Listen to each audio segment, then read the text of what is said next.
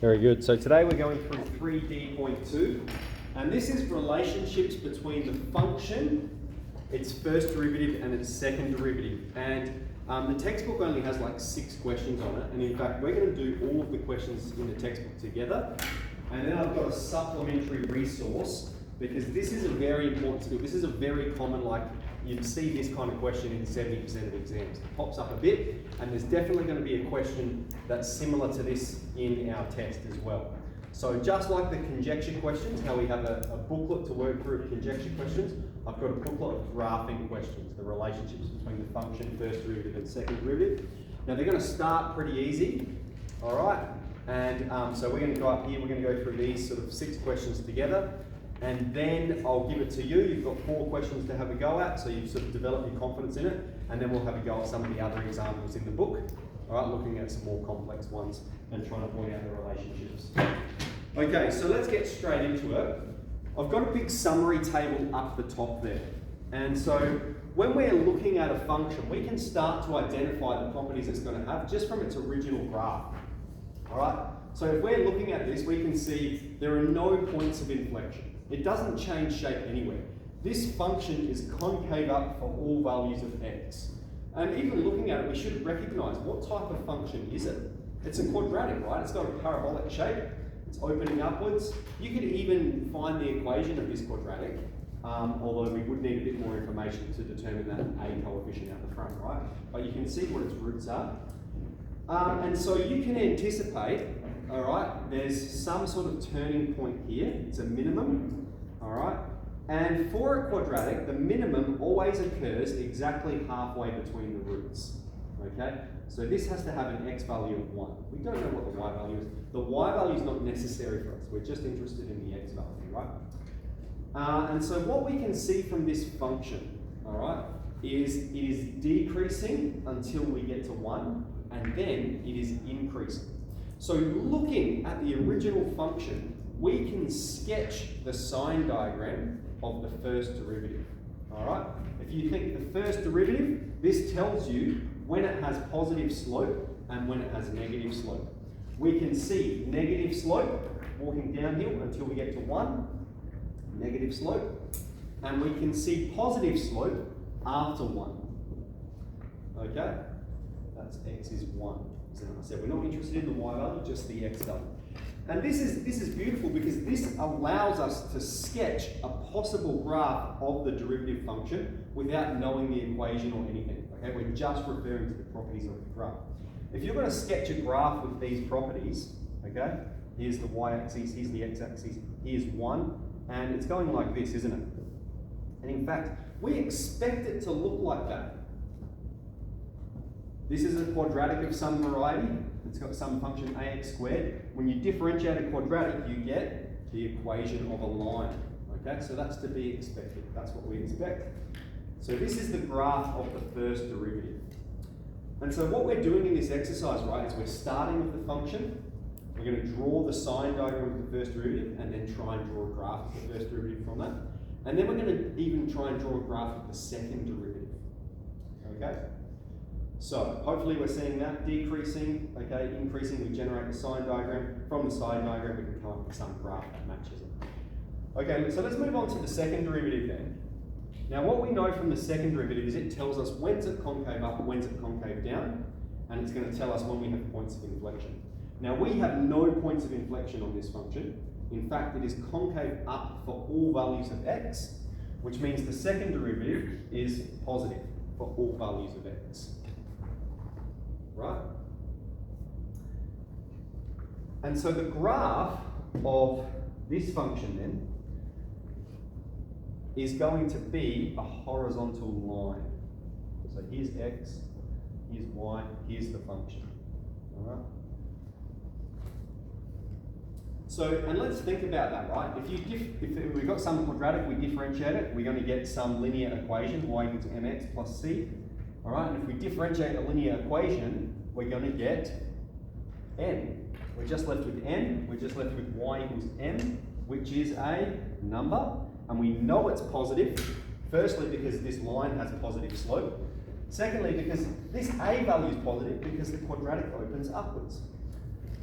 So from there, all right, because it's positive, it has to be above the x-axis. All right, so we've started with the function. We've got a possible graph of the first derivative and a possible graph of the second derivative. Now, might be scratching our heads a bit, that's okay. We've got lots of examples to really emphasize this skill. So I'm going to rub out the graph. I'll let you copy down the sign diagrams if you need to. I'm going to draw up the second graph. We're restricted to one whiteboard today. We've got -2, 0, +2. All right.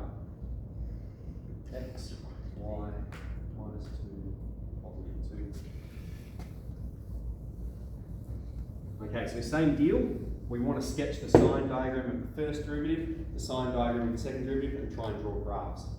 And we can anticipate here, we've got 3 roots. 3 roots suggest a cubic of some variety, right? Okay, 2 roots quadratic, 1 root a linear, 3 roots, it's a cubic of some variety. And what we can see is we've got a local max here, a local min here, all right? So they're the turning points. And we can also see there is some point of inflection, all right? Somewhere in here, I'm going to say it's right there because that's a nice point for us. We can approximate it, all right? We're not particularly interested in the exact location, just that it occurs, right? There's a point of inflection there, see? Concave down, opening downwards, and this is where it transitions into being concave up. So if we're going to draw the sign diagram of the first derivative, all right, remember all we're looking for the first derivative is where's it increasing, where's it decreasing. So if this is -2 and this is 0, I'm going to say this has an x value of -1 and this has an x value of +1, all right? So what we can see is it is increasing, all right? If you're walking along the function, remember we always start from the left, we are increasing until we get to -1. So we have positive slope, all right? This original function has a positive slope until we get to -1. And then it has negative slope. You'd be walking down the hill until you get to +1.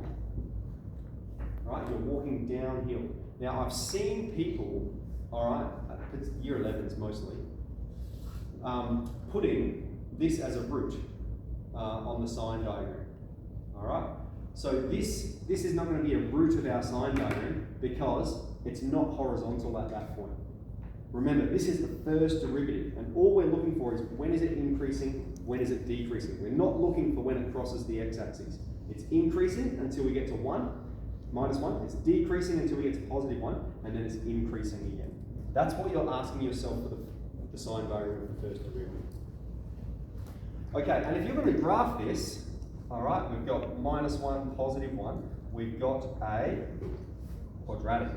Exactly what we expect. We've said this is some cubic function. You differentiate a cubic, you get a quadratic, right? That's what it's going to look like. So that is -1 and +1. They're the roots there, aren't they? We can see we've got positive slope until we get to -1, so it's above the x-axis. We've got negative slope between -1 and +1 below, and then above. Okay, next let's draw the sign diagram of the second derivative. And so for the sign diagram of the second derivative, we're asking specifically about its shape. When is it concave up? When is it concave down? We can see concave down until we get to x is 0, and then concave up after x is 0. So concave down is negative, concave up is positive. There's another way we can confirm that, all right? If we look at this function, this is the first derivative, okay? This is the sign diagram of the second derivative. This tells you the slope of this function. Look, decreasing until we get to 0, decreasing until we get to 0, increasing after 0, all right? So you can think about it like that as well, that if this is the first derivative, this is just the slope of the first derivative, okay? Similarly, look at the bottom point, okay, the last point that I've written. The points of inflection on f of x, here they are, correspond with the turning points on f dash of x, which correspond with the roots on f dash dash of x. So if we're going to sketch the graph of this one, has a root at 0, comes from below to above. You differentiate a cubic, you get a quadratic. You differentiate a quadratic, you get a line. What we expect. Okay? Alright, so I really want to emphasize that point. Points of inflection on f of x are turning points on f dash of x, which are roots on f dash dash of x. Alright, we'll move on to C. B, you want to go to C.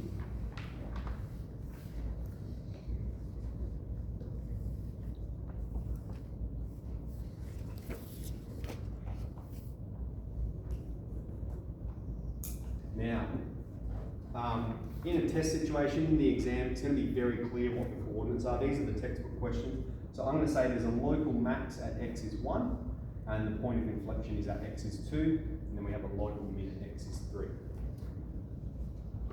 All right, I'll rub out these parts.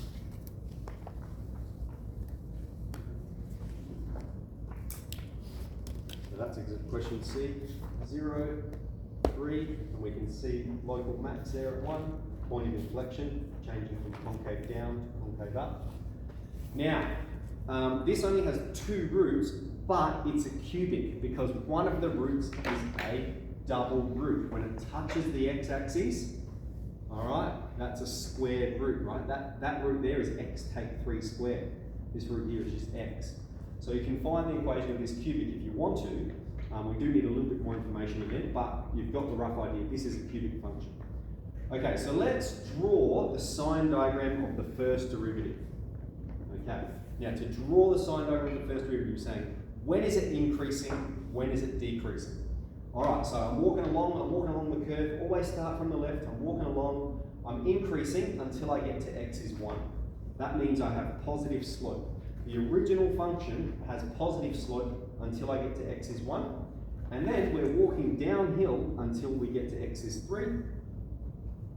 Okay, you'd be walking downhill, and then you have positive slope after that. All right, uphill, downhill, uphill. Okay, so to draw a graph, this is a cubic, this is going to be some quadratic, right? Here's our axes, here's x is 1, x is 3, and it's from above to below to above.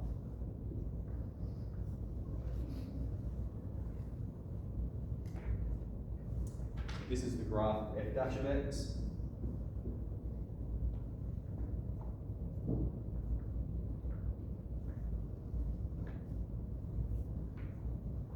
Alright, for the graph of f dash dash of x.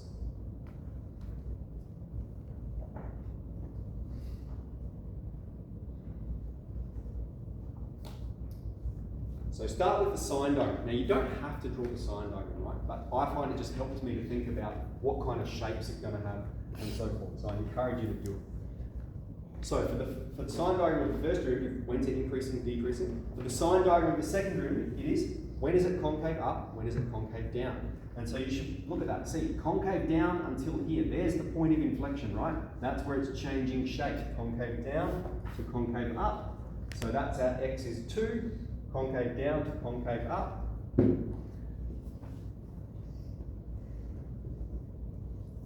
X is 2.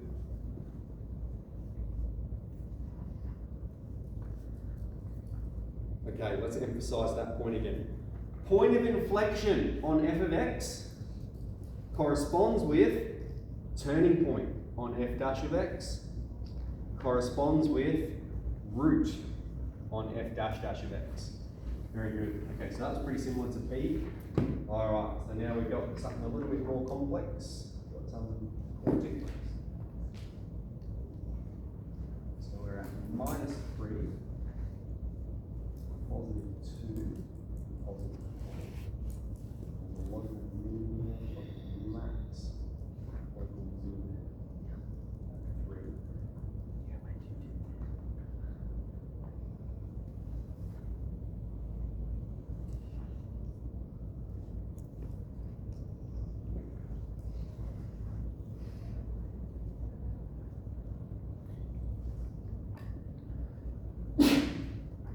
Okay, so this value is -3, this value is x is 0. So what we can see looking at it, we've got x is 0 here. There's some point of inflection there, right? Concave up until we get to this point. I'm going to say that's x is 1. Then it's concave down until this point. All right, so that's another point of inflection. Now that occurs, so look at that carefully. So we've got a local min at x is 3, we've got a local max at x is 2, and so there's a point of inflection in between there, right? So we're going to say that's x is 2.5 for that one. And so we have concave up, concave down, concave up. All right, so looking at the graph, I can just look at them and identify those points. Where's the max, where's the min, where's the points of inflection? So sine diagram of the first derivative. What's the question we ask? When is it increasing? When is it decreasing? We can see we are decreasing. You'd be walking downhill until you get to x is 0. All right, which means the function has negative slope until we get to x is 0. Then you would be walking uphill until you get to x is 2. And it's really important to not confuse yourself. Don't even look at the y values. All right, we're always making statements about x. We're always moving from left to right. Okay, we're increasing until we get to x is 2. We'd be decreasing until we get to x is 3. And then we'd be increasing again after x is 3. All right, so if we're going to graph this, okay, we've got a root at 0, we've got a root at 2, and a root at 3. All right, x is 0, x is 2, x is 3. And we're below the x-axis, and then we're above. All right, and then we're below, and then we're above.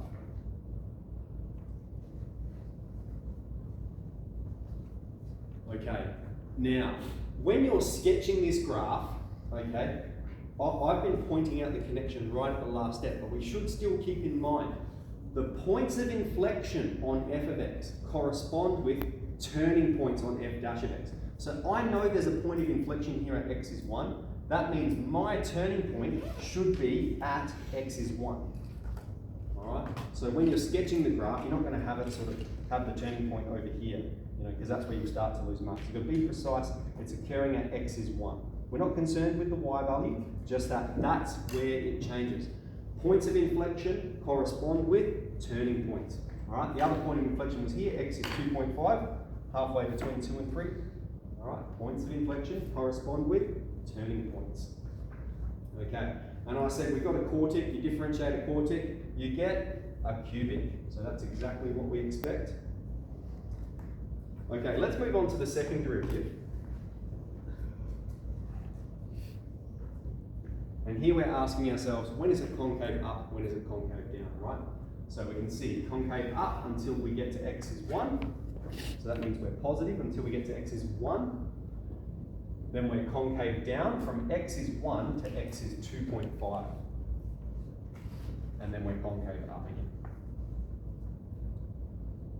All right, so, and remember, another way you can confirm that is by, just looking at this graph. This is the first derivative, and so this tells you the slope of the first derivative. You can see positive slope until you get to x is 1. Negative slope until you get to x is 2.5. And then positive slope again. So they should all confirm each other. There's this complex network of connection. All right. And we need a graph there. So that's a quadratic, right? Differentiate a quartic, get a cubic. Differentiate a cubic, get a quadratic. 1, 2.5, positive, negative, positive. Okay, and again, points of inflection corresponding with turning points, corresponding with roots. Okay, so that's how we're going to start, right? I'll move on to the next question in a moment. And where it's probably different from year 11 is that we're not starting with a graph and drawing a sine diagram. We're starting with a sine diagram and drawing a graph. And remember, this sine diagram, all the sine diagram of this function tells you is when it's below and above the x-axis. Okay, that's all it tells you. It does take a little bit more inference to go, okay, yeah, point of inflection there, that has to correspond with the turning point. All right, so let's move on to question 2 then. This time, we're starting with a derivative function, and it says sketch a possible graph of the original function. All right, so we've got f dash of x. This is the derivative. This is the slope function. And we've got minus 3.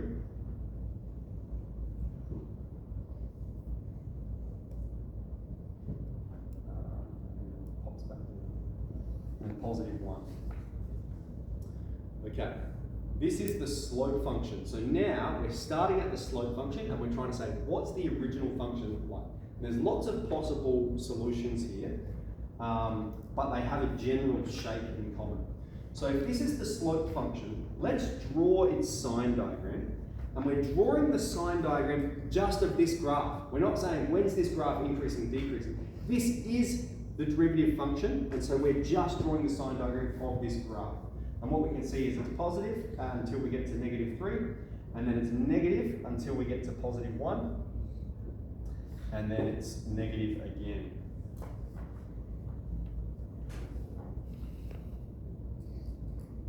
So this tells us about the slope of the original function, right? It's increasing and then decreasing. The original function has a local max at x is minus 3, and then it's decreasing, goes horizontal, and keeps decreasing. All right, so that's what we call a stationary point of inflection at x is positive 1. What else? Maybe we can add one more detail in. Is remember this point. Points of inflection on the original function correspond with turning points on the derivative function. Okay, we have a turning point here and a turning point here. So we've already established that's going to be a stationary point of inflection, and we're going to have a non-stationary point of inflection here. Okay? Point of inflection on f of x correspond with turning point on f dash of x. So that's where it's changing shape. Okay, that's where it's going to change shape. So let's have a sketch of the graph here. Let's try our hardest. So we've got positive slope until we get to minus 3. So we're increasing until we get to minus 3. And then we're decreasing. And we're decreasing until we get to positive 1, and then we're sort of horizontal at that point, and then we're decreasing again. Now, I said there's lots of possible solutions. What I mean by that is there's lots of possible solutions in regard to its vertical translation. All of them have to have this shape, vertical translation and dilation, but it has to have this shape. All right? It has to have a local max there, and a non-stationary inflection there. That's what we're reflecting on. Okay. So you probably, if we're doing this question, you've got 2 marks out of 3 so far for getting those 2 points where they need to be. Right. The other one that's a bit more complex to infer is points of inflection on the original function correspond with turning points. There's a turning point there at. It's a bit ambiguous. We can say x is minus 1. Halfway between those, x is minus 1. And so the point of inflection is here, right, at x is minus 1. All right, we can see it changes from being concave down to concave up. I'm going to exaggerate the curve there. All right, concave down to concave up. All right, so let's recap this question because this is a bit more challenging, right? It's a bit more challenging. We've started with the first derivative, and I've just said this sine diagram, we're not asking ourselves when's it increasing, when's it decreasing. We're just looking at it and going, yep, it's positive until you get to negative 3, and then it's below the x-axis until you get to positive 1, and then it's below the x-axis again. And I'm saying this is the slope function. This tells you about the original function. It is increasing until you get to minus 3, and then it is decreasing. We have negative slope until you get to positive 1, where it goes horizontal. Slope is 0 at that point. And then it keeps decreasing. All right. Where there's a bit of variance in the solution is that it could be anywhere on the Cartesian plane. It could be moved up, it could be moved down. All right. Could be squished in, could be stretched out further. Okay. So that's that first one. Any questions? Okay. So second one then, a quadratic. This one will be a little bit easier.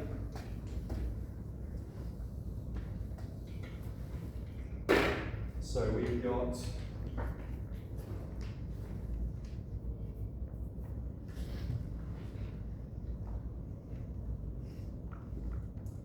okay, so this is the graph of the first derivative. Now you need to read the question carefully. Don't assume which function it is.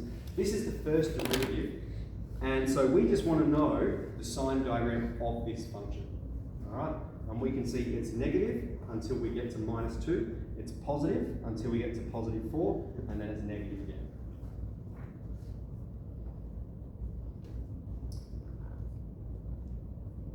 Okay, so then when we go to sketch our original function, all right, so this is the sign diagram for the first derivative. When we go to sketch our original function, this one I'll do a bit quicker, and then I'll make the link about the point of inflection, right?